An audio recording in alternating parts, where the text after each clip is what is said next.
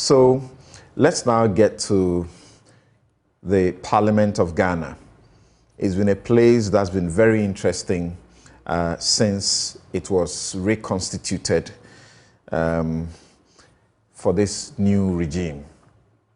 So let's watch and listen to a few of the members and the developments that happened as the E-Levy bill, which is now an act, it is now law, assented to by the president. So it's in force, whether you like it or you don't. Interesting things happened at its passage, passed by the one-sided majority house. I want to thank you for the opportunity and to ask President Nana Addo Dankwa Akufo-Addo to withdraw this punitive, regressive, insensitive tax, and that we do not support it, and you don't need any vehicle for Chop Chop to go and collect E-Levy. So, Mr. Speaker, this side, we don't support E-Levy. We will not support E-Levy. Count us out of it. They can proceed with whatever business they want to do. I thank you, sir.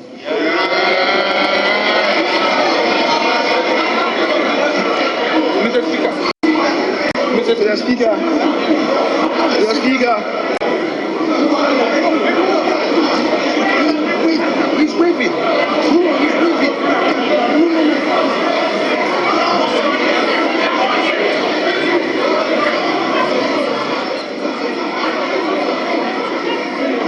Mr. Speaker. The one from the Sudan. Put the question. Put the question. Mr. Speaker. Mr. Speaker. As soon as practicable. You heard the Speaker speak to. Usually when bills are passed by Parliament, we go through to ensure that the comments, the I's and the T's have been crossed, and so on and so forth. I guess we can spend today because of the match, I'm not sure that small committee can meet. Maybe after the President's address tomorrow.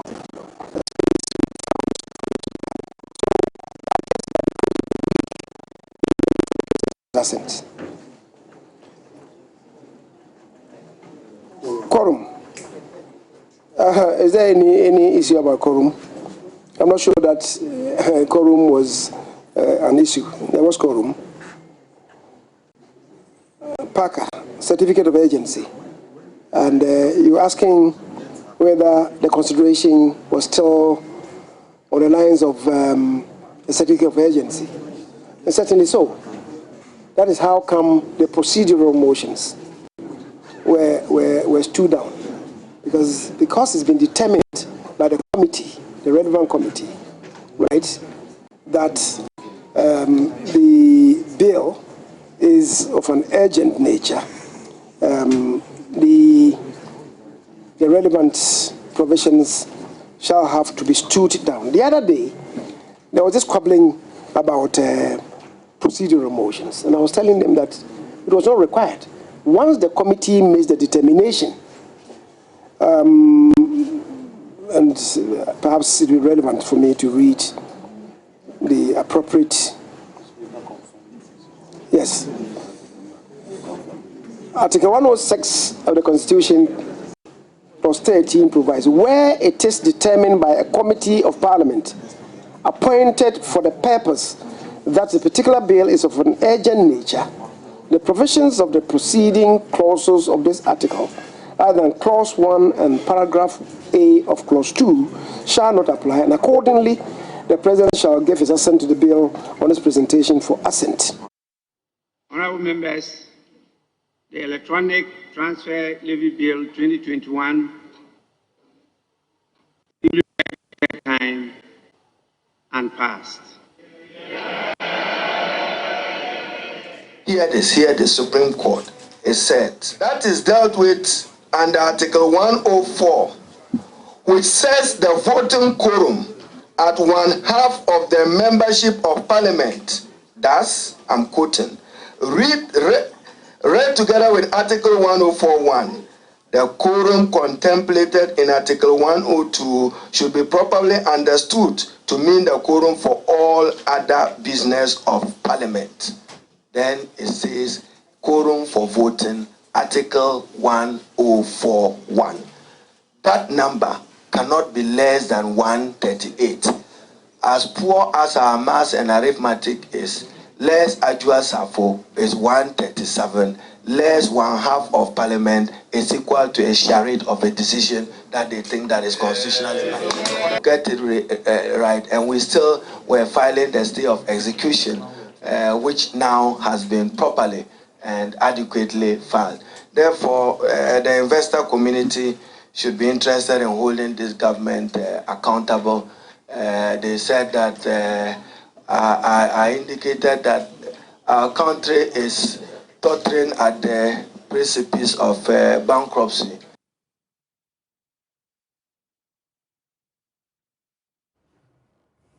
Right. So let's start from the very bottom. Mama Yarga, let's begin with Afinomakin first. Why is such an important piece of legislation, most controversial, which has forced government, you have tried to pass it, for a long time, and you have not been able to until this day. The government has been forced to literally go around the country, speak to people to get them to buy in. And then it's smuggled in the way it was, without prior notice. Okay. So Samson, let me explain to you. Yes, the minority did a good work, unlike previous budgets where tax policy is introduced and it will be business as usual. So the work they did, that compelled us to explain issues to the Ghanaian people, to me, is commendable. And I've said this on a number of occasions.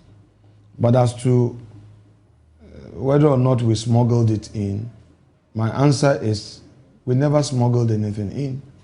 We never surprised them. Every Friday, we read the business statement. The business statement has proposals for the ensuing week. That's right. You don't specifically advertise that you are going to take a particular bill. But in that, there's a provision where you write, you propose bills, papers will be laid. Bills that are already in our custody will be considered. So my respected colleague here knows that there are a lot of motions that are tabled. We never get to take them. But as and when they have to be programmed, that notice is served. Mm-hmm. So we serve them notice through the order paper. The order paper is the document we use in serving notice. If, as it were, it was not listed on the order paper, then you can say you smuggled something in. Right. Even so, we do what we call order paper addendum. Right, so let me go to the next step. So this was advertised? Oh, yes, fully advertised. The minority knew, of course, that this was coming on this day? Exactly. Thank you. So we did it, and they knew that it was coming on in a particular week. Oh, I thought you would normally allow me to. In a particular week, just to correct him, in a particular week, not the particular day. Yeah. Okay. Yes, so the week started. The business statement states very well. So this is what business will conduct this week. All right. Yes. Please proceed. Now you're teaching me procedure. So the week started on Tuesday, and we advertised that to be taken, and they were adequately prepared for the business of the day. We agreed on the number to debate. We agreed on the time, and then, when it got to RNS 10 to debate, we noticed that they wanted to do, something different. So, well, it's within their right as Democrats to walk out. Mr. Speaker put the question at the time that the majority leader waived his right to make his own submission. And the question was put. They were walking out. Not all of them were out. But it's really not a matter. not the issue here. You see, in Parliament, there's always a presumption of regularity until an issue is raised. Not only in Parliament. Well, in every institution, the law presumes the regularity unless you have cause to raise a concern, right, and then the law will go into it. So when they were leaving, if you listen to Honorable Harun Idrisu, they never raised any issue of quorum. They only said they were not participating, so they left. But if you exit the chamber, it doesn't mean that your exit will stop public business. It is never the case. They tried to compare what happened in December. At that time, there was division. A division had been called, and Mr. Speaker had ruled on it. So they were doing the counting. And if they take their time to read the Supreme Court ruling carefully, they realize that whatever they are trying to do there now would, with the greatest respect, amount to nothing. Because you said it didn't mean anything for them to walk out. Well, it didn't affect public business. But why was the majority leader shouting, put the question? He said there are some of them still in the house. Put the question. No, why was he in a hurry to get that done? It is within his right to say that I am not. And they were making noise. So Mr. Speaker, if you watch the video, Speaker said he could not hear. So he said, Mr. Speaker, I have waived my right to speak. Then Mr. Speaker repeated it. The Honorable Majority Leader, are you saying you are waiving your right? So I even got up. I got up to the clerk at table to tell him that that is the position. So Mr. Speaker should put the question. Is it not the case that he wanted the question to be put before they had completely left the chamber? Because if they did, then the question of quorum will haunt you. So he wanted to be sure. And initially, we heard some of you say that by the time the question was put, there were as many as 30 of the NDC MPs still in the house who had not completely left. No, I think it was in response to the argument that they had left.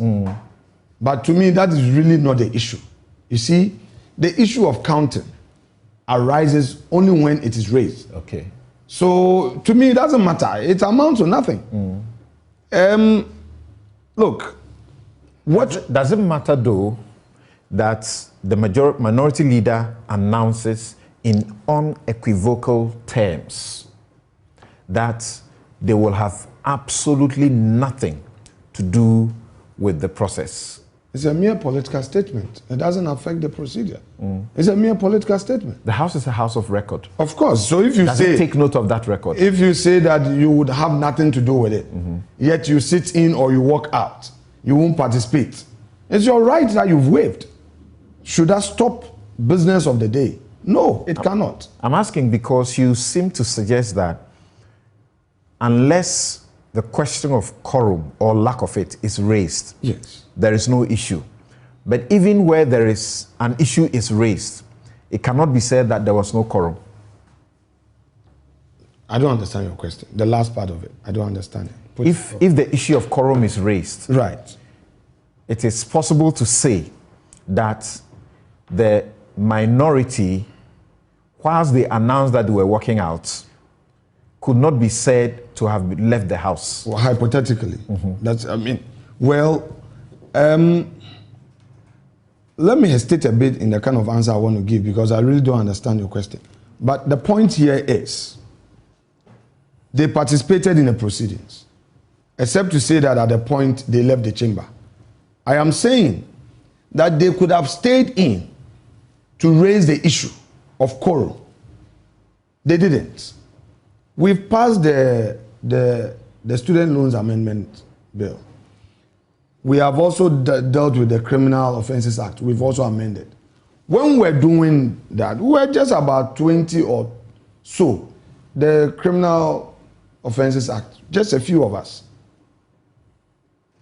Are they saying that there was no issue of quorum? The Student Loans Act that we amended. Go back to 1993. They have amended to take away guarantorship. That is correct, sir.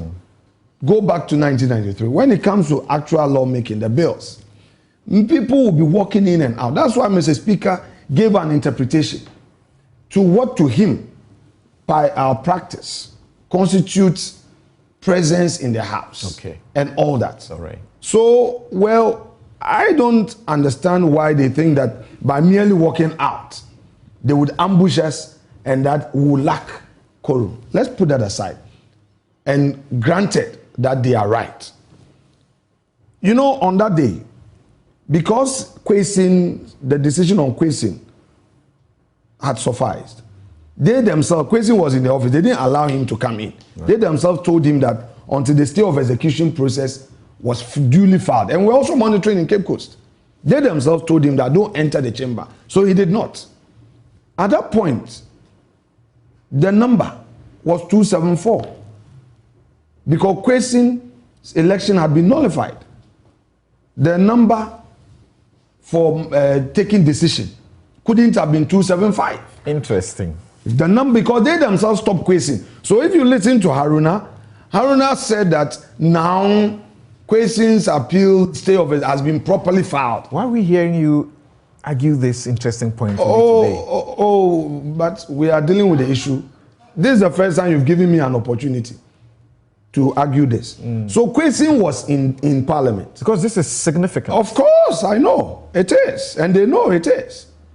Kwesi was there, but they stopped him from entering the chamber because they know that it was going to be illegal. But I'm telling you that at that relevant point in time, at that material point in time, our number was 274, not 275. Okay? So that's one, they should bear that in mind. Third, justiciability of their process at the Supreme Court. I want to refer to... We'll get back. We'll get there. We'll get there. Yes. We'll get there in a moment. So, Mama Yaga, now explain to us, as we understand now from Dr. Dominic Ayene, you were sort of the man behind that, idea. You were the architecture of that idea that let's work out. Let's not be part of this quote-unquote bloody business to burden Ghanaians. Yeah, okay. So... Hindsight. Oh, no, not really. You see, for several months now, we've been fighting the passage of the E-Levy. We started the fight from the budget itself, because we said, okay, if you're against the principle, and the principle is captured in the budget, and you approve the budget, then implicitly you are accepting the principle. So it was the principle of the E-Levy itself that made us to try to reject the entire budget. You have said it from day one, that you will have nothing to do with it. Yes, we have.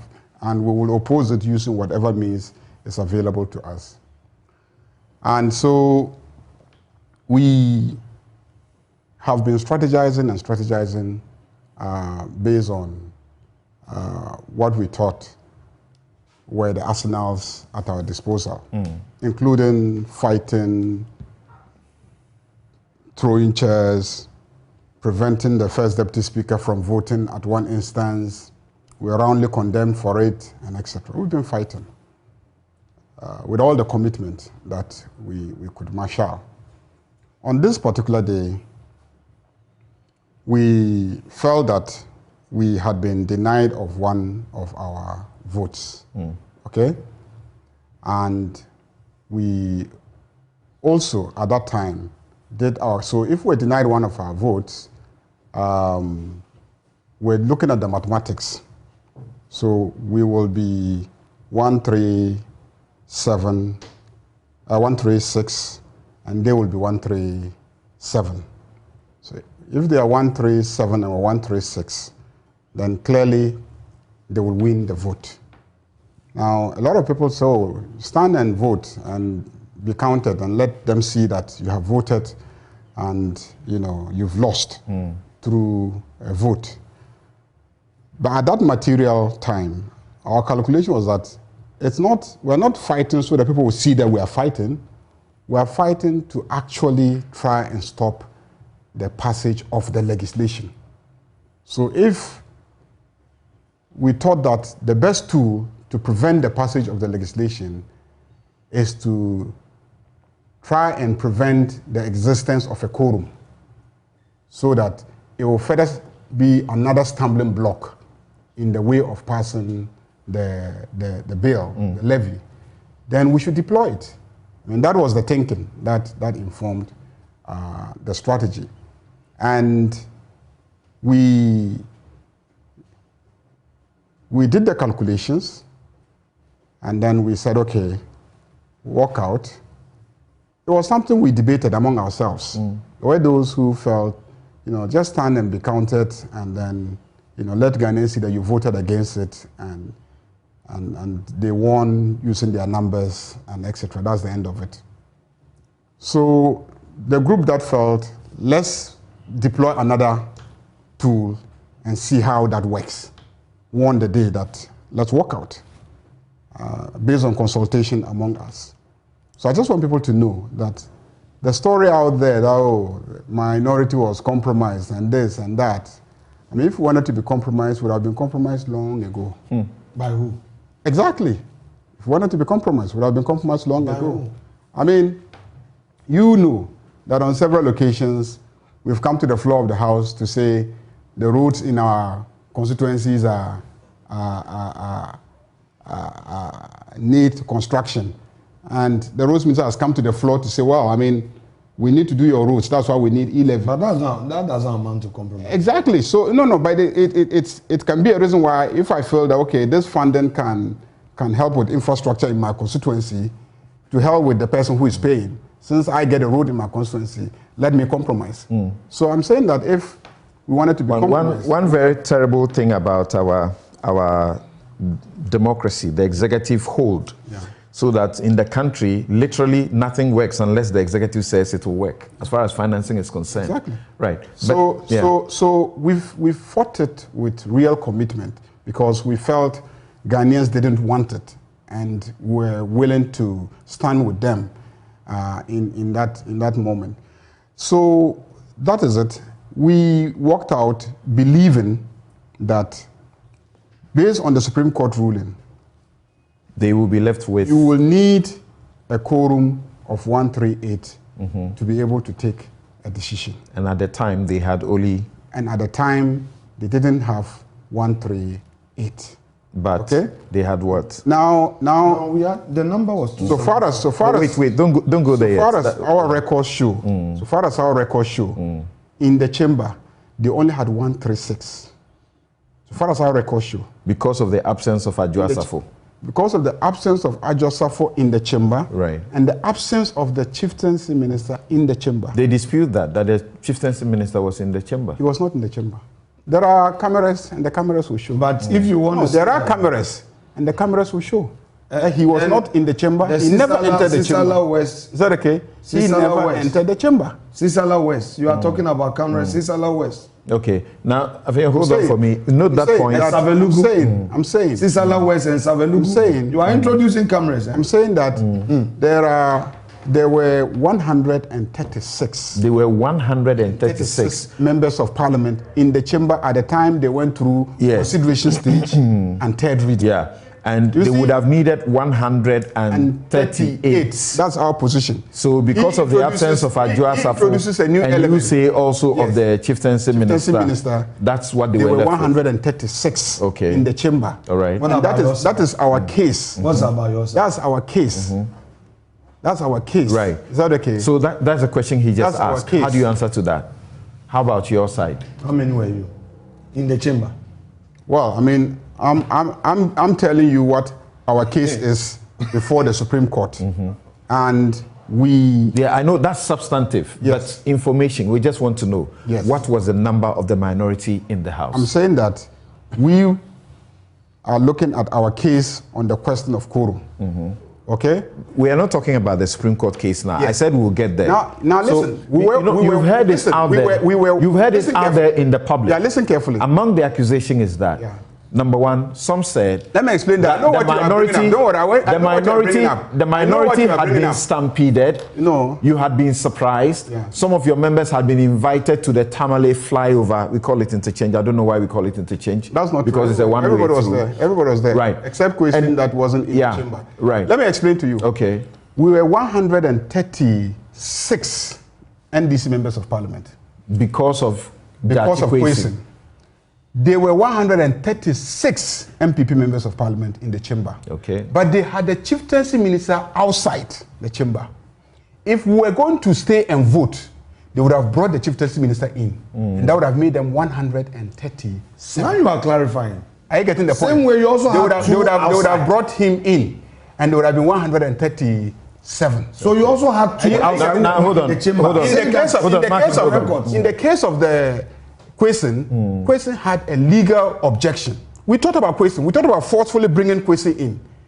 And then we came to a conclusion, even if we forcefully bring Kwesi in, afterwards, they could go to court and get the court to determine that Kwesi's vote should be taken out. And will still be reduced to 136. Okay, and now, their 137 will stand. So this is the calculation. So now those who argue that, but if they were 136 and you were 136, why didn't you stay to vote and then there will be a tie? There wouldn't have been a tie because they would have wheeled in. You would have formed the quorum. They would have wheeled in, okay. First would have formed the quorum. And secondly, they would have wheeled in the chieftaincy minister. Okay. But when we walked out, it didn't occur to them to still wheel in the chieftaincy minister. Okay, now hold on. This quorum of 137. Right. Now hold on. What do you say when he brings in? It's a seminal point, I think. He says. Yes, I'm telling you our response to that. Yes, the reason Kwesi was not brought in. Yes. Was a legal question. Yes. A legal technical question. Yes. And that is that long before now, the Cape Coast High Court had determined that he was ineligible. He could not be an MP. So the House was no longer left with 275.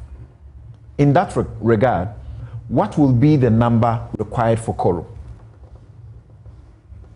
So it appears that if they raise this point, they shoot your suit down. No, they won't. That's why we say that at the very material time, there were 136 in the chamber. They had a chieftaincy minister outside. It didn't occur to them that to constitute a quorum, they needed to bring the chieftaincy minister into the chamber. Okay? Okay. Why? Okay. They are the ones who say he was in the ambulance outside. Is the ambulance part of the chamber? In your suit, is the ambulance part of the let's chamber? talk about it. In your suit, what did you say is the quorum in your suit? What did you say is the number they needed to form a quorum? We take a position that the Supreme Court said you must be at least a majority of all members of parliament. And we say that the Supreme Court pronounced must be a half. 130, at least half of all the members of parliament. And the Supreme Court pronounced that it is 138. That's what we say in our suit. Right. Okay? Now, so if you agree to the argument he raises now, yes, the number you need for quorum yes. is not 138. Yes. How do you surmount that? How do we surmount that? Yeah. We surmount that by establishing factually that even if the number is 137, as he is positing, in the chamber, there were 136. So they didn't even meet the 137 quorum. How do you answer to his question, which is legal again, about presumption of regularity? You know the law, that there is a presumption of regularity unless it is rebutted, as far as what they did was concerned in the official business. That's why it is called a presumption. Right. A presumption can be rebutted by evidence. Exactly. So if we have evidence of video cameras showing that there were just 136 members of parliament sitting in the chamber, that presumption is rebutted. Was there the need? It's a presumption. Was there the need for somebody to evidence. raise? Was there the need for somebody to raise the question of lack of quorum before this kicks in? For me, following the Supreme Court decision, the key issue is whether there is evidence that you actually have 138 people in the chamber. Following the Supreme Court decision, and if the number is reduced by one that he is claiming, whether you had 137 in the chamber. That's for me. I thought you had expressed concern that you expected the speaker to count the number before he started the decision. I have said that several times. I think even in this studio, your PM Express, we expected the speaker at all times to ascertain the quorum before he proceeds. On the basis of the Supreme Court prompting, the fact that the Supreme Court makes a clear distinction between ordinary quorum and quorum to take decision. So, at decision-taking time, at every decision-taking time, any speaker presiding ought to convince himself and establish that there is, in fact, a quorum. At so the last whether time, somebody prompts you at the last time, yes, and at the last time, with regards to the approval of the budget, when they walked out, the speaker told us, and every Ghanaian was watching, that he wanted to convince himself that he had a quorum. Why was that so? Process. Why was that so? Because he felt that he needed to. No, because somebody had asked for a division. So if you ask for a division, does that raise a question of quorum? A division doesn't raise a question of quorum. It's because you doubt the number. Listen carefully. A division was because, you see, when you do voice vote and then you put the question, right? You may not hear, and the numbers are almost equal, okay? You may not be able to tell from the voices which side is the majority. When you have 137, 138 or 137 in the chamber, and at that time it was 137, 137 because that they were also waiting for Adjo Safo. So 137, they were 137. And then they had two ministers in. That was the finance minister and then the minister of state and minister of finance. Okay. And we said that, look, if these two people's voices add, their voice would drown ours. That's fine. So we wanted all of them out so that it would be the 137, 137. That's appreciated. So, yes. I want us to go to the substance of. Yes. So the law, the reason why it wasn't the division that caused the speaker to count. He just wanted to be sure that he had a quorum. Right. And so we take a position that before when we walked out, he should also have ascertained whether he had a quorum. Okay. And he would have established that there was no quorum. Thank you. Martin, let's bring in Martin. Martin, can you briefly share your view on this quorum question and the numbers as the House was left with that Afeyo Marking raises, and how that impacts, if you like, on the suit in the Supreme Court?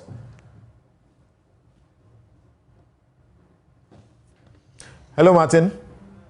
Yes, hello. Yes, I can hear you now. Okay. Yes, I must mention that, to be honest with you, this matter is one that I'm not exactly clear which argument is better. I say so because, you see, we are all clear in our minds that usually by parliamentary practice, if you don't raise a matter of quorum, it's presumed that there is quorum. Regularity. So presumption of regularity. Excellent. Yes, and the Supreme Court has time with our number upheld such a presumption. Okay. Yes. Now, but because of the recent Abdullahi case, I'm like, oh, then perhaps it's true that there is a change. Yes, because I've looked at it, weighed it, looked at it, and I'm like, So the best is what they've done. Let's see what the court decides.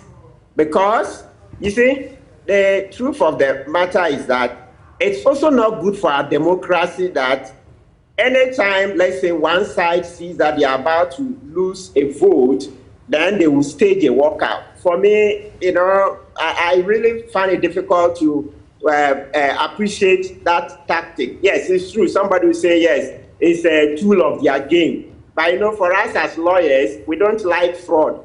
So when you see defeat staring in your face and you can run out, it doesn't really, and avoid that defeat, it doesn't, you know, align with fraud as we practice. Are you saying that, well, this is a democracy, so majority will always win, therefore the decision by the minority was wrong? They should have stayed in there and make their voices heard? No, that's not what I'm saying. What I'm saying is that the matter of the quorum, okay, if you don't raise it, then by parliamentary procedure, it's said to exist, okay? But here is the case, we have a new Supreme Court decision, and that decision, you see, reading it and saying that there should be at least 138 present, I like it because it appears on the face of it that that one now overrides the parliamentary practice that if you don't, what do you call it? If you don't raise quorum, it's presumed to exist. Martin, sincerely, what has the Abdullahi case introduced?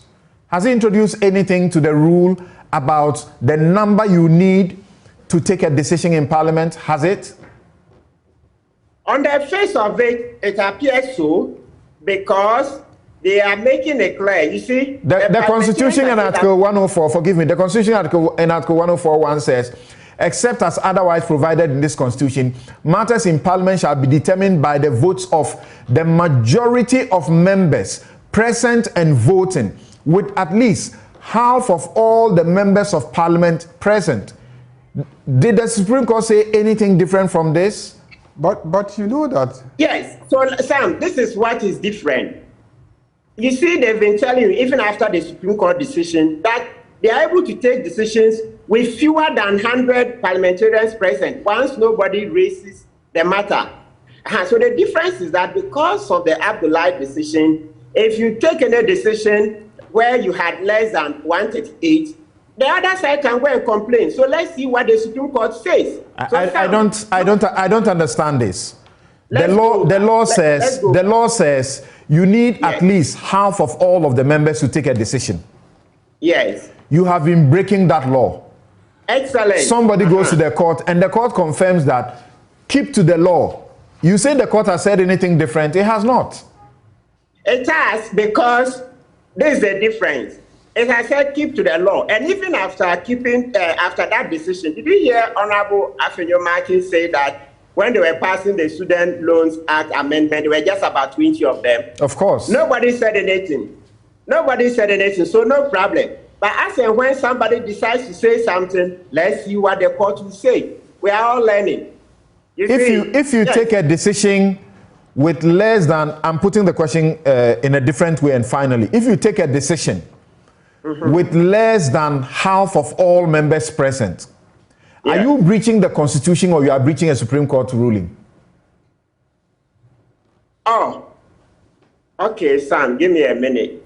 You see, it's neither of those if nobody complains. Sam, listen, neither of those if nobody complains. But if somebody complains, then a decision must be taken by the Supreme Court. Thank you. That's it. All right, thank you. So, what do you think of what they are doing, they are seeking to do in the courts? Your mic is off. Your mic is off.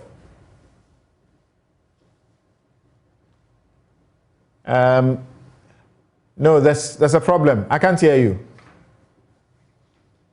The mic is on now, but I can't hear you. Try speaking. No. Okay. Yes. Did I hear him? Yes, you are on. You are on. Okay. Sorry. So the question, I think in the process I've lost Yes, it. I was asking what you think of proceeding to the Supreme Court over this. Yes, so that it will be clear in our mind what it is. Because already, Sam, let's not forget that that decision in itself, as I've said elsewhere, to the extent that Parliament didn't have a say in it, that decision, I mean, it's not complete in my estimation, because they didn't receive arguments from all angles. Okay. So indirectly, through this new suit, they will hear from Parliament. And I think even apart from this plaintiff, the Supreme Court ought to invite Parliament itself to present an amicus curiae brief. Let's hear all the arguments. All right. For me, this second suit will bring finality to the matter, so that we'll know the application of the 138, meaning that must it always be 138, whether somebody raises it or not, or Parliament's practice that if nobody says anything, even 10 people can decide, should continue to apply. That's it. All right. Afenyo raises a question that at the time, the number as Parliament stood was no longer 275. What do you say about that argument? At what material point? On the day, and as we speak, until and unless Judge Kwesing had filed his stay of execution of the judgment, because you know he had filed that earlier, and that was keeping him in the house, and then that was thrown out, but he had to file it again. Yes. Right. Yes. So for me, at the material point, you see, Honorable Idris mentioned that his stay had now been properly filed. So meaning that he could then participate. Not at the time. Not at the time of this decision. No, but I thought the time Haruna was talking, was that not before they stayed the walkout? After. If it had been filed, at the time, very obviously they would have allowed him to go into the house, into the chamber, but they did not. Oh no, Sam, let's hold back this. Haruna rises and informs the whole world that Kwesing's application has now been properly filed. So that's not in the chamber. Press conference. That's at a press conference. After the decision. After the decision, really, at a press conference. Oh, okay. So meaning that at the time they were working out, Kwesing was not part. Exactly. Exactly. So okay. So at that time, if Kwesing is not part, they didn't also have Adwa Safo, and then the other MP was said to be outside. Do we have evidence that the MP was brought in? If he wasn't brought in, He wasn't brought in. He was in. He was not brought in. Mahama Yarga says he was not brought in. Not that I said. Afeyomakin disagrees that he was brought in. No, he wasn't no, brought in. but there were journalists there. Sam, this is how I will go on this matter. Exactly. There were journalists there. Yes. I will be extremely shocked that this man was being taken in a stretcher and no journalist captured it. So on that basis, I think I want to believe that he wasn't brought in. Okay, so you sincerely think that this suit serves any value, any purpose? Extremely. It's good. Let it clear the doubts once and for all. And especially we'll implore the Supreme Court this side to let Parliament come in. Let's get full argument. Because you see, the decision usually is eroded. The value of this is eroded if a huge constituency, a huge stakeholder is not heard in coming to a decision. I mean, can you imagine? There's a decision affecting how Parliament conducts its business. And Parliament was never heard. Okay. So let's get to Dr. Kenashigbe and also Theo Champon, who have just joined us, and let's get to the E-Levy proper. So we were taking a cue, if you like, from other countries. In Uganda, they introduced the same thing, and it was 1%. 1%, not like what we sought to do. After public protest, it was reduced from 1% to 0.5%. In the Congo, it was also introduced at 1%. After public protests, it was replaced with cash outs only. So you are liable to pay only when you are cashing out. And that appears to me is actually an incentive to keep electronic transactions. So you stay on to transact business electronically rather than taking cash out. In Cote d'Ivoire, they introduced it at 0.5%. After the protest, it was withdrawn. In Malawi, they introduced it at 1%. After protest, it was withdrawn. In Benin, they introduced it at 5%. But on only Momo operators, that was implemented despite widespread public opposition. And then in Cameroon, it was introduced at 0.2%, and it remains at 0.2%. Dr. Kenashigbe, why is it that here in Ghana, in spite of the widespread outcry, opposition, which forced the hand of this government to go back and try and explain to people, and we know how cosmetic that's going around and explaining was, we still are keeping to what we have, although reducing it from 1.7 to 1.5. Thank you, Samson. But you will be asking me to be clairvoyant and be able to read the mind of the Minister for Finance. I am not the Minister for Finance, so I would not know why they've kept it. But we, as an industry, I remember in 2019, we issued a paper on mobile money and that whole industry and how to be able to drive a bit more revenue from it. And so our position have always been the fact that do not tax mobile money itself, and that position really is informed by what we have seen happen in other places, and also because of government's own strategies in pushing the digitalization agenda. Government makes the point of the physical challenge that we have and needing other revenues.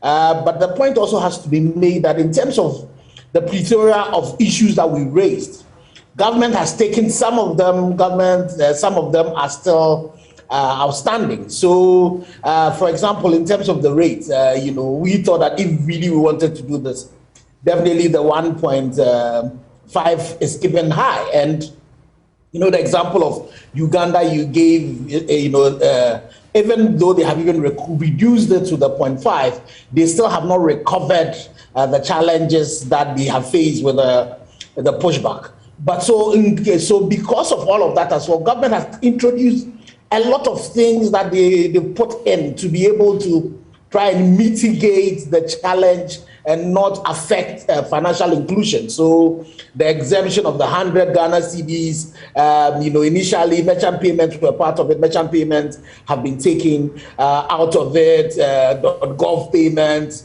But I also have to concede that as of now, I've not even seen the final bill that was passed by Parliament that has been assented to the President. So I'm not too sure what the details in all of that is.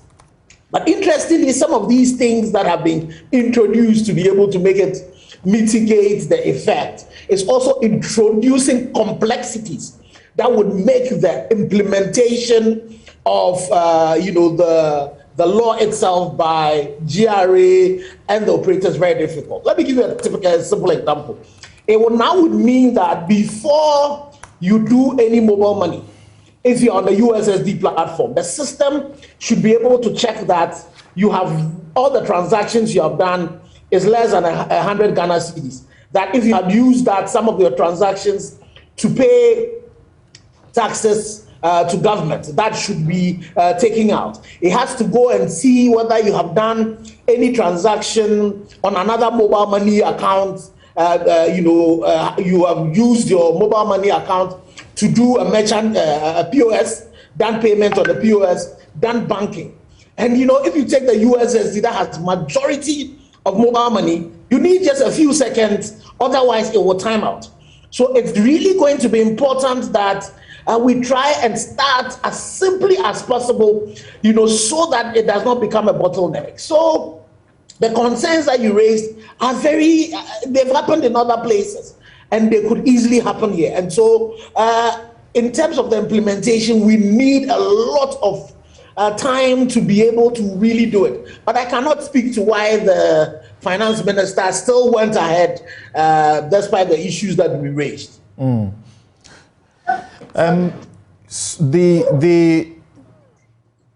The point is that there has been a reduction from what originally was contemplated. How should people also welcome that? Because it does appear that too many people don't take that for anything. It doesn't mean anything to them. Well, you see, Samson, speaking as a social scientist again, and then also as a physical scientist, as an engineer, you've looked at the empirical evidence from other markets. None of the markets have really started at 1.5. It has to be given that some of our members who currently have charges have also promised to, take some of their charges off. So the jury really is out there in terms of the risk and the unintended consequences that have come. So for us, as an industry, one of the things we have been preaching is that what can we do to ensure that some of these unintended consequences do not crystallize? So the point you make about the rate is definitely a genuine one. You know, I'm pretty sure that maybe government's argument would then to be to see, we'll look at how it goes, and then if it does not go well, maybe we could reduce it. So that it could be the opposite of your penetrative pricing, where you would go low and then gradually increase it. You know, all of that are things that I'm sure could be are being considered, but that is definitely a genuine risk because. You know, and especially one of the things that we had also been advocating and speaking to government about is the fact that the whole industry, the way it's structured, charges are capped at a particular point. So for mobile money, those who charge, if you do beyond 1,000 CDs, you pay 10 CDs and not more. For some banks, I bank with Fidelity when I use the app as well, your charge is capped. You know, the maximum you can pay is 10 CDs. But now with the way it's structured, it means that if you want to do, you know, now after COVID, in terms of how much transactions you've made has been increased. So if you want to send, say, a 5,000, 1.5% of a 5,000, it's quite significant. And you constantly have to be looking at what alternatives exist, you know, because it's better for government to get a little bit of the tax than people do avoidance, which is legal, and government will not get it. If the bank transfers from person to person is still in there, then it means that, and the exemption at the last time I thought was that it was only corporates that were not going to be affected. If you are buying land from a friend, which is not a corporate, and you are sending money to them, 100,000, 1.5 of 100,000 is very significant. People would then have to find other ways in which this has to be done. So we need to bear that in mind, that in as much as government wants to be able to generate some revenue, the alternative and the enemy, which is cash, still exists and is the thing that a lot of people know and is the thing that people will fall back to naturally. So how do we do all of this? If we agree to do it, how do we do it in such a way that we don't mitigate it? The example of the Congo is a great one because you see, cash out is the thing we want to disincentivize. So when you see the vice president talk about QR code and makes the example of the Wache person, you know, where you are using a QR code to purchase it, it's because when the money gets onto the wallet, you know, people should be able to keep it on the wallet, not just go cash it out and still be able to use it. Because what that does is that it enhances traceability, enhances the information that the monetary policy people and the fiscal policy people can get to aid their planning. And I'm happy government has, you know, taken out some of the merchant payments out so that you then at the end of the day, when the merchant, you know that is a merchant SIM, then all transactions that are on that particular merchant SIM are turnover for the person. The person will just have to put his cost for you to determine the profit the person has made. And then you can apply corporate income tax, which is definitely more than 1.5%, and then be able to then tax at the point of profit, not production.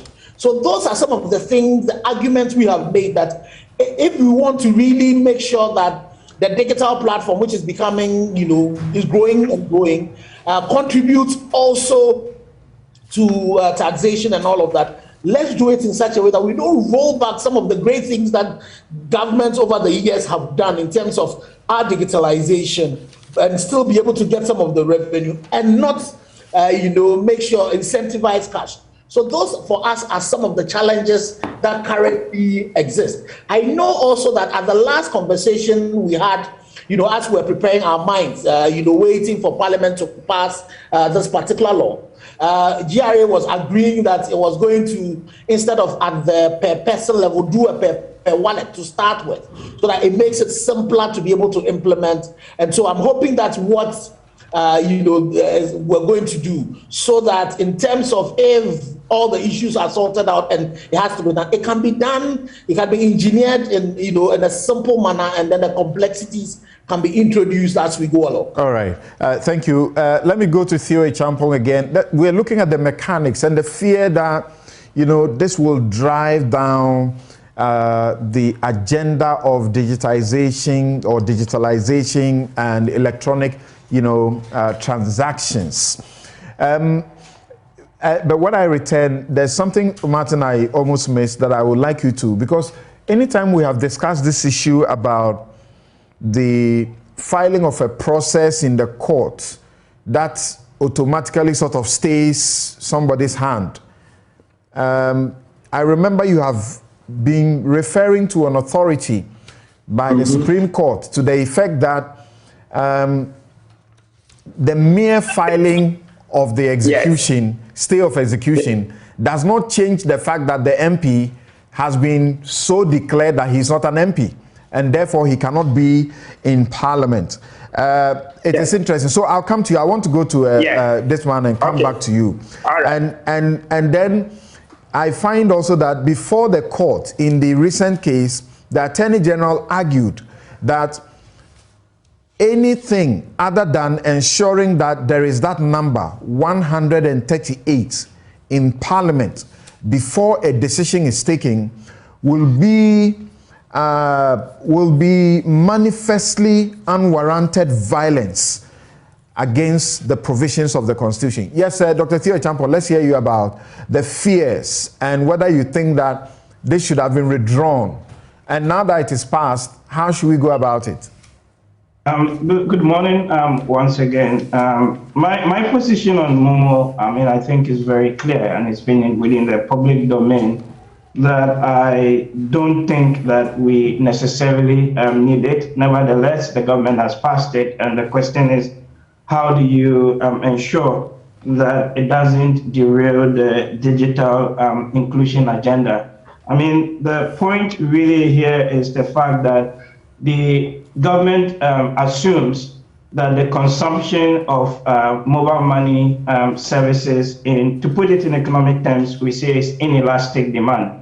So basically, if people want the convenience of utilizing that service, and that doesn't really push them enough, even if you put 1.5 or whatever tax on it to want to substitute.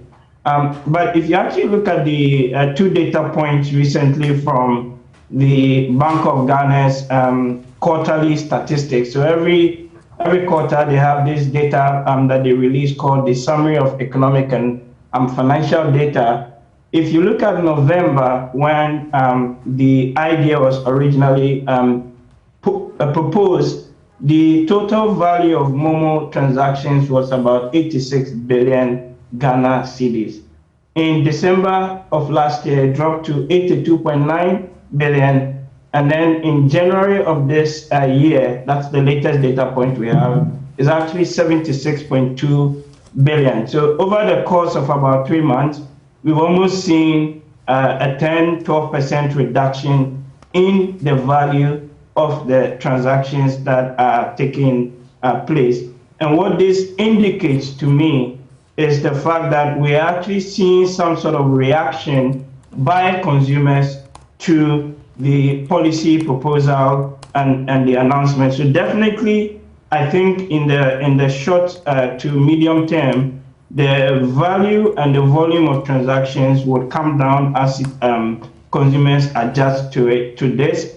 And I think certainly you actually would see a lot more cash now being utilized within the system, which would serve as a disincentive to the whole digital inclusion agenda. And that is a challenge that the government, faces, because the whole is there something to learn from this country, that is Congo, where they introduce it at 1%. After the protests, they replace it with only cash outs. If you are cashing out, then you pay the fee. Is there something there to learn? That is something which is interesting, right? That you only would pay the tax when you're cashing out. But fundamentally, the point also is that you already have paid for the service anyway.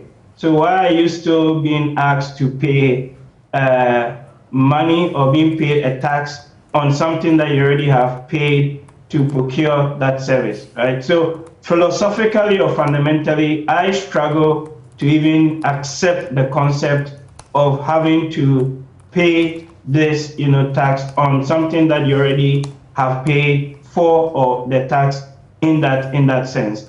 But we also recognize the fact that the government says they need money, and in the Congo case, yes, they replace that with only when you do cash out, and you are not paying any tax on the money or the balance which is sitting in your wallet. I don't think in the Ghana case that's what pertains, because I've looked at what was read on the House. So Doc, my question is there something we can learn from that, so that if after all we are going to have to use this policy, this law, because it's law now, another way to ensure that we don't take, a downward, trajectory as regards our electronic transactions, which is what we need for a digitized economy? I will be honest with you. I don't think that the state officials are going to do that.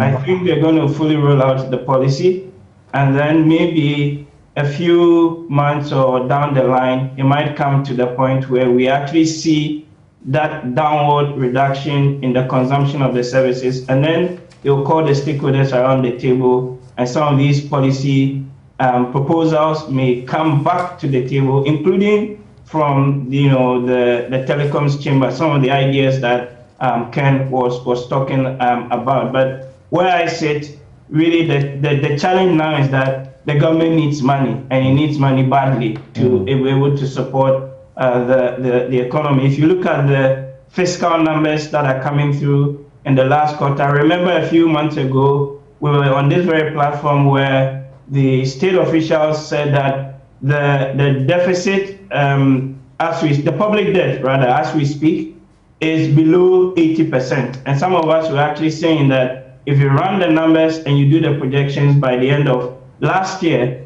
it was way above 80%. Tell you what, you look at the Bank of Ghana's data points that they released, and it's actually end of year 2021, the deficit was 80.1%, close to what a number of us had indicated, and even the likes of Bloomberg and Reuters had, reported about. So that is the challenge that we are confronted with. And I think really the emphasis now on the side of the state is more about revenue and less about, digital inclusion or trying to soften the blow for consumers, all of that. Right. Probably what will happen, and which I'm sort of quite clear in my mind about is, if we see that reduction in the consumption of the service, then in a few months' time, we may be back to the policy table to look at how we tweak the implementation of the E-Levy. Okay, so I think I'm looking at it from this point of view that once it's become law and we need to go ahead, it's going ahead anyway. There's a need to find ways to avoid, anti-electronic transaction conduct. And it does appear that in that regard, some lessons may be taken from the Congo situation, where you are punished for withdrawing cash. Do you think that is something that the government may think about to avoid what is already happening? We have seen queues. We don't know how authentic they are. We have seen queues, videos of queues, people going to their to vendors trying to take out their monies from their wallet. Well, but eventually, the nature of transactions that we do these days, we would have little choice. And the fact that people would want to, for the convenience of it, rely on Momo. What I think government has been focusing on is the infrastructure that would ensure transparent and reliable system of collection. But again, from the politics of it, I chair the road fund, and I know that the road, the construction subsector of the economy is a major area that if we properly tackle it, would help grow our own economy. Because, Samson, you have a contractor who gets a contract, gets a job done, takes a loan from the bank, and is not paid for a year, 2 years, 3 years, and will now have to depend on Goro Boys. The funds that come, sometimes you don't know who to pay. You have huge IPCs. But with this, the arrangement that is being put in place would ensure certainty that the funds are in, the banks will be happy with to finance the contractors because they have a long value chain. When you give a job to a contractor, he's employing an artisan, an unskilled labor, the watch seller gets job, the carpenter will get a job, and if the job is for 18 months, the whole lot of value chain that would get opportunity. So yes, it is not palatable to be talking about tax. You know, my wife calls me, say Mr. E-Levy. You know, when I get said Mr. E-Levy. Even your wife? She's been teasing me. Yes, nobody would want to be taxed. Right. That is true. But what we have to do, given the times we're in, is take advantage of the opportunity and reassure Ghanaians that look, just as we did, I mean, when we introduced free SHS, we didn't introduce a free SHS levy. We meant well. This has become a necessary evil. Therefore, now we are going to tell you how we're using the money. 2 ways, the roads and the entrepreneurship support to the youth. No, Sam George had an amendment, though he was not in. We carried it. The one that will require the finance minister to be reporting on how funds are disbursed. We took it on, though he was not in the chamber. Okay. But we found wisdom in that amendment he had proposed. The thing I'm talking about is that myself, unconsciously, once it was passed and I'm beginning to do transactions on Momo, unconsciously it strikes me that you lose some money, you know? Yes. So I'm saying... But over time, I'm saying... When we are showing to the people of Ghana that look, transparently, this is how your monies are being spent. And I think that is the calculation, and it can be a lot of money for certain people, for certain transactions. So it is possible that in the near future, to avoid you know, destroying the digitalization and digitization of the economy and transactions, you may contemplate introducing one other layer so that if you are going to cash out, you rather pay a hefty penalty for it, so that it stops you from wanting to take your money out. People, but I think that's a very technical thing, and it also, you know, makes sense, so that people will not take advantage. So that they are forced to stay on electronic transactions. I agree, but don't let us also forget that telcos were charging us 2%. Some telcos were charging us 2% without any legislation. Samson, please. Yes. That's not. But no telco has charged anybody 2%. You know, please. The charge was 1% when you sent. The next person is so the 1% goes to different people, and also the charges is a spectrum of charges. It's not 2%. No, Kenneth, don't misconstrue the point. Wait, don't let us split hairs on this. I do Momo. I send Momo to my constituents. It's 1% here, 1% there. Understand it in an ordinary language, not in the technical space. And we understand them. Kenneth, we understand them because they are doing us a service. It's a service being provided. Already, when you do it, you will get charged 1% when you are sending. When you are receiving, is also 1%. I mean, that's it. Okay. So, right. I mean, I think that... Now, hold on. I'm coming to Ayarga now, but let me go back to Martin. Martin, I asked you that question that I felt we left out. In the case itself, this one point that Afenyo and his team may want to pay attention to. In arguing before the court in the suit that has brought us the results that some are very unhappy about, The Attorney General said, the number of members of Parliament who must be present before a decision is made, must be present before a decision is made, which is set as at least half of all the members of Parliament. For the current composition of Parliament, that is 275 members. That number clearly must be 138. Thus, for the purposes of Article 104, i.e., taking a decision on any matter in Parliament, at least 138 members must be present. And out of this number, a majority must have voted on the issue. Any other construction will manifestly do unwarranted violence to the clear words of that provision. So I just want the majority to avert their mind to that could also come up, whether or not there was a counting or there was not. But my question to you was, the articulation being brought in there, whether or not at the time the decision was being taken, they had filed a stay. You know that fact, that many filing an application for the stay, is not good enough.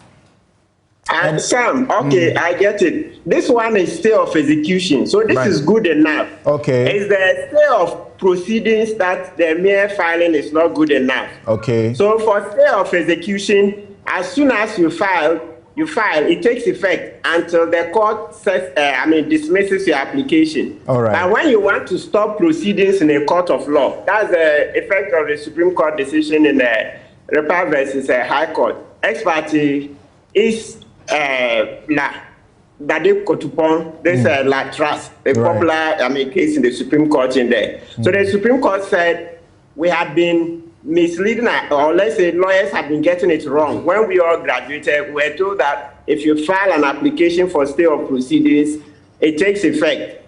So the judge should stop until the higher court decides otherwise. But the Supreme Court has made it clear that no, there is no automatic stay of proceedings. All right. The judge can continue. But as for stay of execution, it takes effect. All right. The Supreme Court has also said that if you have an opportunity, like as it was in Parliament, to raise an objection to something, and you don't raise that objection, and the objection is not raised as in timeously, you lose the opportunity to talk about the fact that something has been done which ought not to have been done. So, is Afenyo not right when he says somebody ought to have raised the question of quorum? Sam. Yes, you are right. So one of the recent times that this principle you mentioned came up is that Dexter Johnson, where the lawyer didn't raise the objection. Well, the Supreme Court said no. Dexter Johnson versus the Republic. There are a number of other cases. That's right. Yes. Yes. So Afenyo's point. So that's why I said for me now, we would need the Supreme Court to clarify whether if you don't raise the point, then it's presumed that there is quorum. That one should hold sway over the 138, because now we're being told that, look, to take a decision, you need 138. If you don't have 138, you don't have a quorum. As against the practice that they were using, which is that, look, even 20, Honorable Afenyo mentioned it today, even 20 parliamentarians meet, and then they take a decision. Nobody says anything. There's no problem. So the Supreme Court should clarify which is which. Should we leave Parliament to continue to be masters of their own procedure, which will be better, or we should hold them strictly on Article 104, which obviously, Sam, is creating a lot of problems, because ministers then will have to leave their ministries and come into Parliament. I was at the ministry a month ago. The Honorable Minister had to meet us around 7 a.m. because he said, look, my brother, I can be called at any time to run to Parliament to vote. So nowadays, I conduct business 7 a.m. and all that. So I think we really need to have a second look. Let the Supreme Court take a second look, and then we may get something better. Okay. And that may also reinforce the argument that we need to, deal with the constitution again, where you need, majority of ministers to come from parliament. You need to separate it so that this problem is dealt with. But Martin, in 1 minute, are you of the school that says because of E-Levy, I'm going to either minimize or stop electronic transactions using Momo? Oh, Sam, obviously, this is going to apply. I mean, it's obvious. I'm a rational human being. It's going to reduce, even though it can be, I can't totally exit Momo. Okay. But I certainly will reduce. Yeah, that's how come you see from the beginning. Some of us were of the opinion that government should have started from a lower percentage. 0.5 wouldn't have come this far with all the acrimony, the polarization, and all that. You say 0.5 would have been reasonable. Boom, 1.5, or even natural 5, 1.75, and then people had to rail and rail before they came to 1.5. It's too divisive. Right. Look, I accept that we need a Marshall Plan. It appears this E-Levy is our Marshall Plan. You know, talk of Marshall Plan. Remember World War II? After that, Western Europe was going down. So the Americans brought Marshall Plan to revive the economies of Western Europe. I see E-Levy as our potential Marshall Plan. But the division, the polarization may not give us what we intend. Okay, thank you very much. And like Martin says, when we go to all the countries where this has been introduced, Ghana is a place where we are introducing with such a hefty, percentage to begin with. Mahama Yarga now, but what did you want to clarify? Well, I think in my earlier submission about members in the chamber, you see, he misconstrued that to mean that I was suggesting that 20 people or even less were present and taking decision for Parliament. You see, the Supreme Court in its ruling and the submission by the Attorney General was talking about members present. You see, being present in Parliament and voting, and the issue of physical presence in the chamber. Let's get it also straight. Now, Mr. Speaker made an order that you could observe proceedings. We have facilities where you can observe proceedings from your office and participate in that. You disagree with this position when the earlier decision was taken. You were so angry about such an interpretation. What I'm saying is that... so you shouldn't be going closer to it. What I'm saying that notwithstanding, that is Mr. Speaker's position. That is Mr. Speaker's position. Okay. And you agree with that position now? I'm saying that is Mr. Speaker's position. It's not a matter of I agreeing or not now. I'm saying that that is the law. I'm talking about the majority. I'm saying that is the law. We are guided by what we have as a law. Oh, you went to rescind a decision of the minority on the basis that you can't use this argument. That's what I'm saying. No. You're getting it wrong. The decision by the minority that we rescinded, it was on the basis that they didn't have the number to proceed because there had been a call for division and they had proceeded to do the count. The vote and proceedings exposed that. That is taking the exact number present in the chamber. Not because somebody raised a question of quorum. Right. If you use the same argument you are as it were advancing now about people sitting in their offices and the rest of them, then there was a quorum then too. So the budget was at the time when you rejected that argument. Samson. The issue of quorum is provided for in our standing orders. That's right. Look at order 48 and read. It's there. I'm saying that until you raise it, you cannot now say that you will not even use other tools available in Parliament. All right. And you are rushing to the Supreme Court. Okay, thank you. So that's the point. So Mama Yarga, you are saying that, this should not happen. Therefore, whichever means you will use to stop it, you will stop it, even when it has been passed. That's why you are in court. Exactly. That's why I'm not even participating in the discussions about implementation. It's a two-sided house. No, there must be views. I'm not participating. You must lose at one point. I'm not participating in the discussion about implementation because I believe we haven't reached there yet. We are there. Or we are in the Supreme Court. We are there. No, we are in the Supreme Court. We are not at the level of implementation. Your being in the Supreme Court does not stop the implementation. My argument is that we will win in the Supreme Court, and so whatever effort you are making to implement will end up being a nullity. You can't be so sure that you will win in the Supreme Court. Well, it will be difficult for the Supreme Court not to rule in our favor. How? Because in that same case, the Supreme Court recounted the fact that what was also in issue was the budget, and that the majority set aside the budget on the basis of our number. And the argument was that our number was not up to 138. There were 137, and we didn't constitute a quorum. And therefore, the budget was not properly set aside by us. It's in the facts of that case. The Supreme Court didn't say anything about that. Okay? So today, when the same Supreme Court is confronted with the question of quorum, I doubt if they can say otherwise. You know, as a lawyer, you put it to him that they argued the same way in relation to the rejection of the budget. The same argument. You know as a lawyer, yes, that every case, however similar two cases the facts may be, are different. In the courtroom, that's why we say every case is taken on its own. Yes. But you see, it is difficult if you state a principle. Then somebody relies on the principle, and the facts are looking the same, and you don't apply the principle. Judicial certainty. Yeah, you create a big issue for the image of the court. So I don't see how the court is going to... Are you setting the court up for something here? Am I? Are you, the minority, setting the court up for something here? No, we're asking the court to do its job. Because you're saying that they cannot hold otherwise. Yes, because they told us that you need to have a quorum in Parliament. Now, I hear him saying present.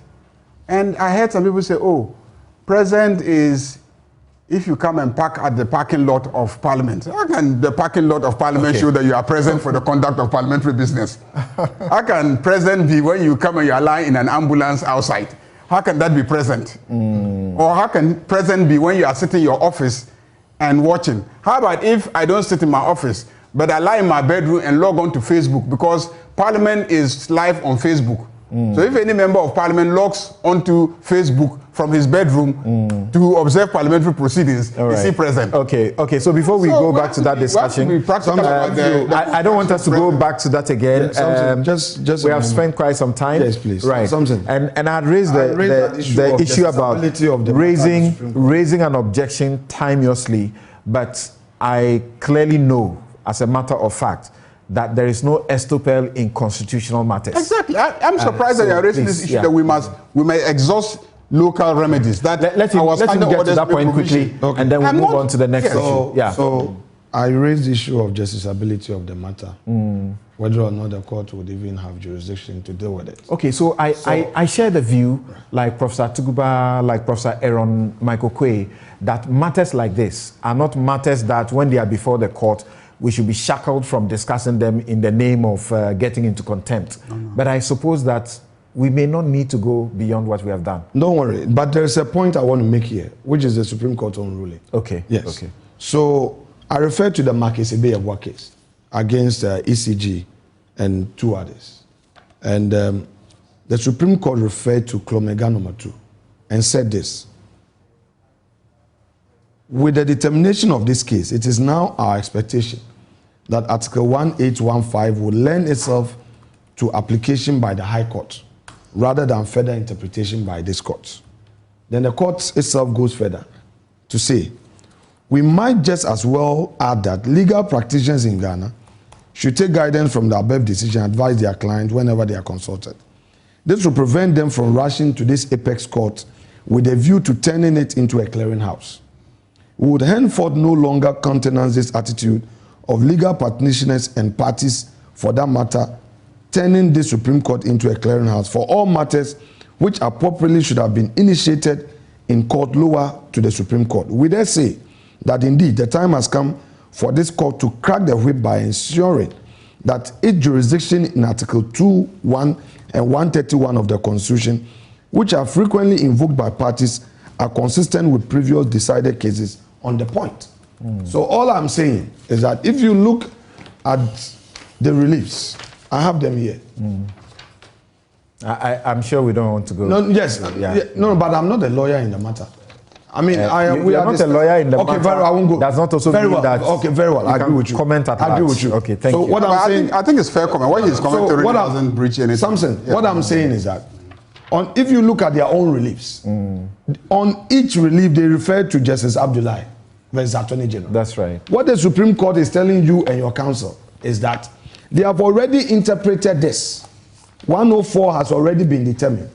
If you think that there is any issue with it, take the ruling, take it to the High Court for enforcement.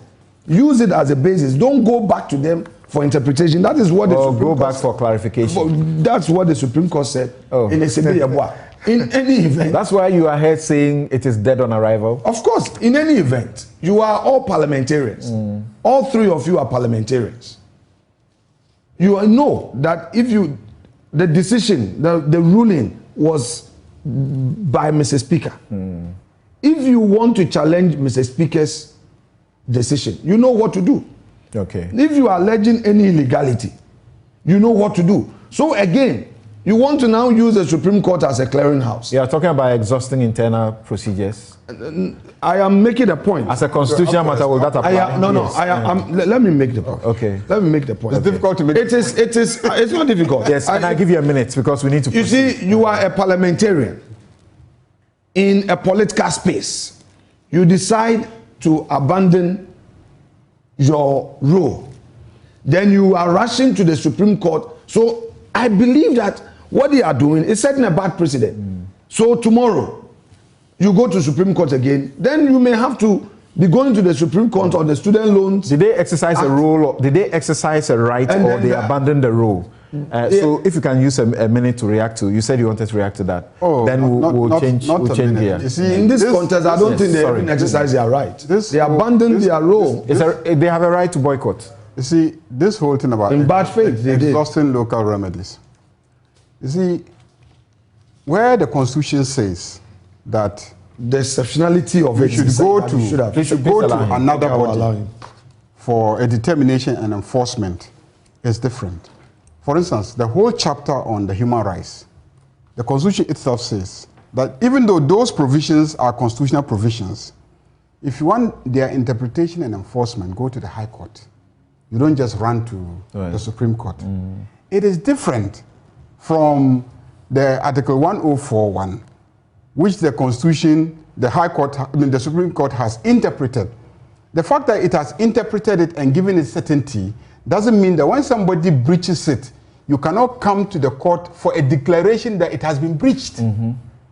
Okay. But that's what Article 2 is about. Article 2 is saying that you can come to the court for the court to declare that there is a breach of the Constitution. Thank you. So we are in court for the court to declare that there was a breach of the constitutional provision. Thank you very much. And then the consequences. Thank you very much. And we also need a determination of the breach. We also need not to forget the education that even if local remedies are not exhausted and you go to a court, that's not the basis for throwing out the case. It only stays the case until the local remedies have been exhausted. Then the case will continue. Thank you very much.